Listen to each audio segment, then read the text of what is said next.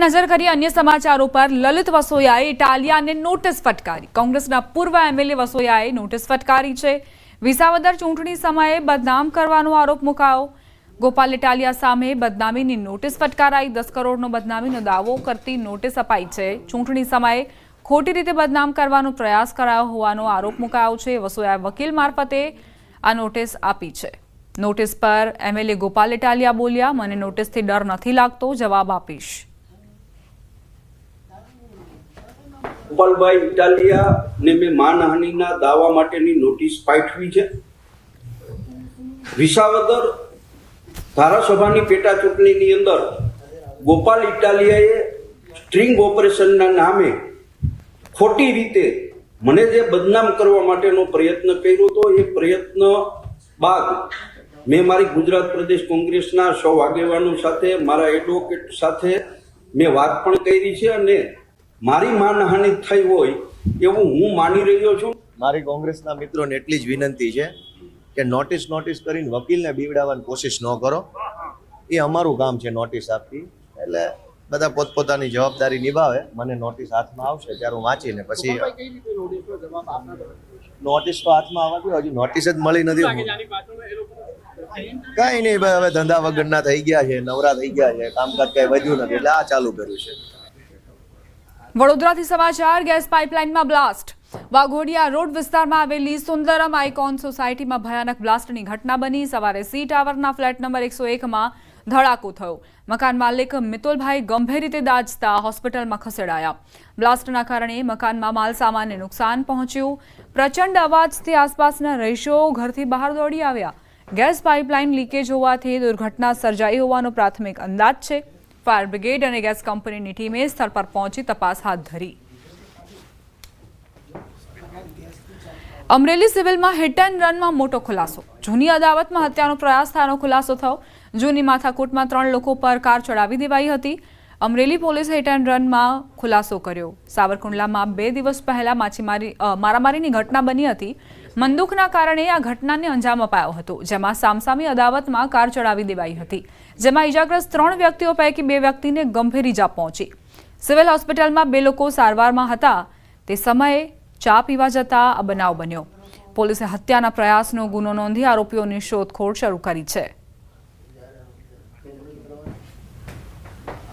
29 તારીખના રોજ રાત્રે ત્યાં આગળ માથાકૂટ થતા રવિભાઈ બેગડા અને સામા પક્ષે ભરતભાઈ ખેતરિયા બંને અમરેલી સિવિલ હોસ્પિટલ ખાતે એડમિટ હતા અને હાલમાં I-20 કાર ભરતભાઈના ભાઈ જયસુખભાઈના દ્વારા રવિભાઈને મારી નાખવાના ઈરાદે ચડાવેલ હોય એવું ધ્યાનમાં આવેલ છે। હાલમાં પોલીસ આગળ તપાસ કાર્યવાહી કરેલ છે। મળેલ માહિતી મુજબ ઝઘડાનું મૂળ કારણ જે સાવરકુંડલા ખાતે ક્રોસ કમ્પ્લેન થઈ છે એ સંદર્ભમાં છે। નવસારીના વાંસદા તાલુકામાં આવેલા કુરેલિયા ગામમાં સરપંચ વિજેતા બનતા યુવાનનો બિયર પીતો વિડીયો વાયરલ થયો। ચૂંટણીનું રિઝલ્ટ જાહેર થયા બાદ વિજય રેલી નીકળી હતી, જેમાં યુવાન બિયર પીતો હોય તેવું જોવા મળ્યું। વિડીયો સામે આવતા પોલીસે તપાસ શરૂ કરી છે। સાથે જ રેલીની પરવાનગી કોણે લીધી હતી તે મામલે પણ તપાસ કરાઈ રહી છે।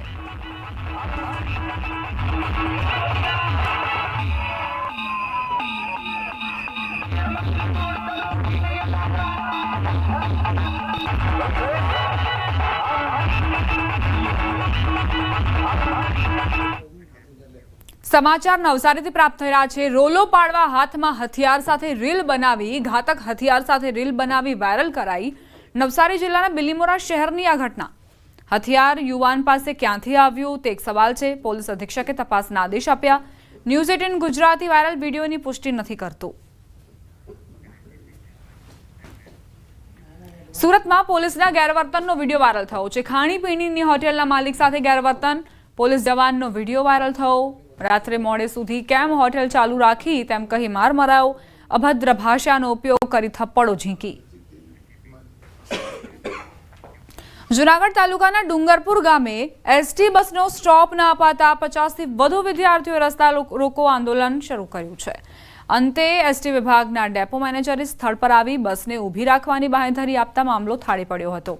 છેલ્લા ઘણા સમયથી ડુંગરપુરથી જૂનાગઢ, ખડિયા, બગડુ સહિતના આજુબાજુના ગામોમાં વિદ્યાર્થીઓને સમયસર બસ ન મળતા હેરાનગતિનો સામનો કરવો પડતો હતો. અનેકવાર રજૂઆત કરવા છતાં પણ એસટી વિભાગ દ્વારા કોઈ પગલાં લેવામાં આવ્યા ન હતા. ડેપો મેનેજર દ્વારા તમામ માંગણી પૂરી કરવાની ખાતરી અપાતા અંતે આંદોલન સમેટાયું. અમે કાયમ ભણવા આવીએ તો બસ રોકે નહીં, અને બસ રોકે તો અડધાને લઈ જાય અને અડધા અહીંયા રહી જાય અને પછી બસ જવા દે. મોડું થઈ જાય છે ભણવા જવામાં. અવારનવાર 3 દિવસ થયા 2 કલાક ને કલાક લેટ આવેલી હતી બસ ને. એના માટે રેગ્યુલર કરવા માટે અમે ડેપો મેનેજરને ફોન કર્યો તો એને ફોન અમારો રિસીવ ના કર્યો, અને ઉલટાના જે ડ્રાઈવર છે એ બાળકો જે વિદ્યાર્થી છે એને ધમકાવી અને પોતે એમ કહે છે કે અમે તમારી ઉપર ફરિયાદ કરશું, અમારી બસ ન રોકતા. જે રેગ્યુલર બસો ચાલે છે અને જેમાં લોકલોમાં સ્ટોપ આપેલ છે એ બધી બસો જે અહીંયા સ્ટોપ કરશે, કારણ કે અમુક વિભાગોની જે બસોમાં સ્ટોપ નથી આપેલ એમાં પણ અમે અહીંથી લેખિત રજૂઆત કરી અને એમાં પણ સ્ટોપ એડ કરાવી દેશે. જે નોન ઇન્ટરસિટી અને એક્સપ્રેસ બસો જે છે એમાં પણ જે મેઇન સ્ટોપ છે એ મેઇન સ્ટોપ અપાવી દેશે. સમાચાર અમદાવાદથી પ્રાપ્ત થઈ રહ્યા છે. ભાજપ કાર્યકર્તાએ જાહેર શૌચાલય તોડી પાડ્યું. એએમસીની મંજૂરી વગર શૌચાલય તોડી પાડવામાં આવ્યું છે. શ્રીજી ચાયવાલા દુકાનના માલિક છે ભાજપ કાર્યકર્તા. શાસ્ત્રીનગરમાં શ્રીજી ચાયવાલા પાસે શૌચાલય હતું. દુકાન બહાર આવેલું શૌચાલય તોડી પડાયું. અમદાવાદના શાસ્ત્રીનગર પાસે આવેલા જે કહી શકાય કે ગુજરાત હાઉસિંગ બોર્ડના જે મકાનો છે ત્યાં અનેક કોમર્શિયલ એકમો પણ આવેલા છે. આ દ્રશ્યો હું આપણે જે બતાવી રહ્યો છું કે ગુજરાત હાઉસિંગ બોર્ડ એટલે શાસ્ત્રીનગર પાસે આવેલી સૌથી મોટી હાઉસિંગ સોસાયટી છે. તેની સાથે તેની નીચે અનેક કોમર્શિયલ દુકાનો પણ આવેલી છે. અને અહીં જ આજે 4 રસ્તા પર હું જે આપણે દ્રશ્યો બતાવી રહ્યો છું, જે અહીં માટી અને જે અહીં કાટમાળ જોવા મળી રહ્યું છે, તે કાટમાળ પહેલાં અહીં 2 દિવસ પહેલાં અહીં જાહેર જે કહી શકાય કે ટોયલેટ હતું. લોકો અહીં શૌચાલય માટે આવતા હતા, એ પ્રકારનું ટોયલેટ હતું. પરંતુ અહીંના જે આ વેપારીઓ છે, ખાસ કરીને મહાનગરપાલિકાનો જે રીતે દાવો છે કે શ્રીજી ચાયવાલા દ્વારા આખું જે શૌચાલય છે તે તોડી દેવામાં આવ્યું છે, અને તેને સાથે જ જેવી જાણ મહાનગરપાલિકાને થાય છે, મહાનગરપાલિકા તેને દંડ પણ ફટકારે છે અને 50,000નો દંડ ફટકારે છે, કારણ કે પૂર્વ મંજૂરી વગર મહાનગરપાલિકાની આખું જે ટોયલેટ છે તે તોડી દેવામાં આવ્યું હતું. અને વર્ષોથી આ ટોયલેટ છે તે અહીં રહ્યું હતું અને એના જે વેપારીઓ છે તે તેનો ટોયલેટનો ઉપયોગ કરી રહ્યા હતા. મહાનગરપાલિકાનો નિયમ હોય છે કે કોઈ પણ ટોયલેટ જ્યારે આપ તોડી રહ્યા છો તો તમારા સ્થાનિક જે કોર્પોરેટરો છે તે સ્થાનિક કોર્પોરેટરોએ તમારે એ બાંહેધરી છે તેને આપવાની હોય છે, અને એ 4 કોર્પોરેટરોની સહમતિ બાદ એ જે કહી શકાય ટોયલેટ તોડવા માટે ઠરાવ થતો હોય છે, ત્યારબાદ જ એ ટોયલેટ છે એ તોડવામાં આવતું. પરંતુ દ્રશ્યો હું જે આપને બતાવી રહ્યો છું, જોઈ શકાય છે કે જાહેર અહીં ટોયલેટ હતું, પરંતુ આખું ટોયલેટ છે હાલ અહીં તોડી દેવામાં આવ્યું છે. અને એ કહી શકાય કે હવે એ જે માલિક છે તેના તરફથી એવું કહેવામાં આવી રહ્યું છે કે અમે આખું જે ટોયલેટ છે ફરી મહાનગરપાલિકાના સ્વખર્ચે એ બનાવી દઈશું. સાથે એ પણ એક કહેવામાં આવી રહ્યું છે કે જે ટોયલેટ તોડવામાં આવી રહ્યું હતું, એ ટોયલેટ જે તોડ્યું છે તે વ્યક્તિ છે તે ભારતીય જનતા પાર્ટીના કાર્યકર્તા છે, તે પ્રકારનો પણ દાવો કરવામાં આવી રહ્યો છે કે ભારતીય જનતા પાર્ટીના કાર્યકર્તા દ્વારા આ પ્રકારનું જે કૃત્ય છે તે હાલ કરવામાં આવ્યું છે. ગુજરાત તેની સાથે પણ વાત પણ પ્રયાસ કર્યો હતો. તે પૂજન પાર્ક નામના વ્યક્તિનું કહેવું છે કે અમે સ્વયંભૂ અમારા ખર્ચે ફરી ટોયલેટ છે તે બનાવી દઈશું. કોઈ અકસ્માતિક રીતે અન્ય કામ કરવા જતાં આ ટોયલેટ તૂટ્યું છે, પણ ચોક્કસ માની શકાય કે જાહેર ટોયલેટને તોડવામાં આવ્યું છે તેને લઈને મહાનગરપાલિકા તપાસ પણ કરી રહી છે. તો સાથે જ જે ભારતીય જનતા પાર્ટીના કાર્યકર્તા છે પૂજન પારેખ, તેઓ સ્વયં એ પણ સ્વીકાર્યું છે કે અમે અમારા સ્વખર્ચે આખું ટોયલેટ છે તે અહીં બનાવી દઈશું. તેમના અમિત શર્મા સાથે પ્રણવ પટેલ, ન્યૂઝ 18 અમદાવાદ.